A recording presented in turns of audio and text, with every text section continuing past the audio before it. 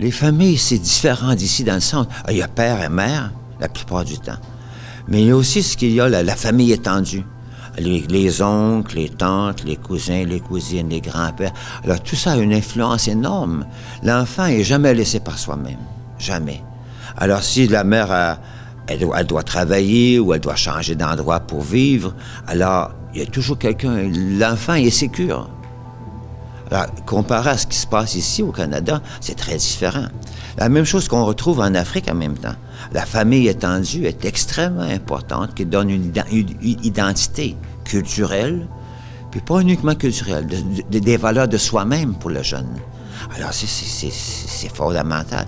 Alors, on trouve des jeunes, si un jeune a un problème, il peut aller de personne à personne pour venir à bout de trouver un support. On dit souvent que ça vient du proverbe africain que ça prend une communauté pour élever un enfant. C'est bien dit. En Afrique du Sud. Alors, tu peux être une personne humaine à cause des humains qui sont aux alentours. Tu es autant humain que les gens avec qui tu te mêles. Hein?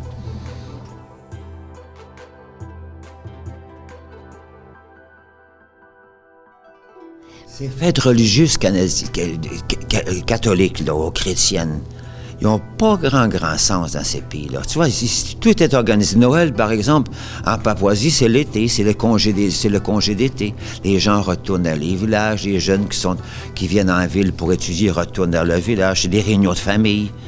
Alors, Pâques, c'est la même chose. Alors, tous les circonstances qui vraiment amènent les gens ensemble, c'est les congés d'école, en fait, où les jeunes peuvent retourner le congé d'été ou le congé d'hiver. Parce qu'on a aussi la saison sec ou la saison tremble. Alors, les écoles ferment ou rouvrent.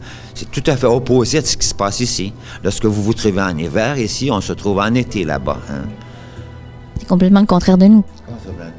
Est-ce que vous vous souvenez, par exemple, parce que avant de partir en mission, vous faisiez comme nous, puis vous fêtiez Noël en famille, mais vos premiers temps d'hiver d'ici, là-bas, est-ce que ça vous a manqué un petit peu?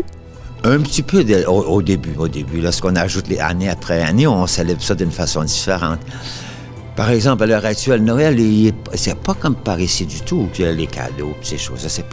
Il y a les cadeaux, mais c'est la chose de vie. On retourne d'où on vient. C'est les vacances d'été, dans les régions du Sud. Alors, on célèbre, on est heureux d'aller dans les villages, on est heureux de revoir une grand-mère, un oncle, les personnes qui travaillent à l'extérieur du village retournent au village pour renouer contact avec leurs, comment on dit ça en français, avec les roots, avec leurs racines. Hein? Dans le fond, la fête, c'est de se retrouver chez soi. C'est exactement, se retrouver chez soi, renouer contact avec les gens qui se sont dispersés dans le pays pour différentes fonctions, les études ou le travail. On revient où les ancêtres sont. Les ancêtres sont toujours au village.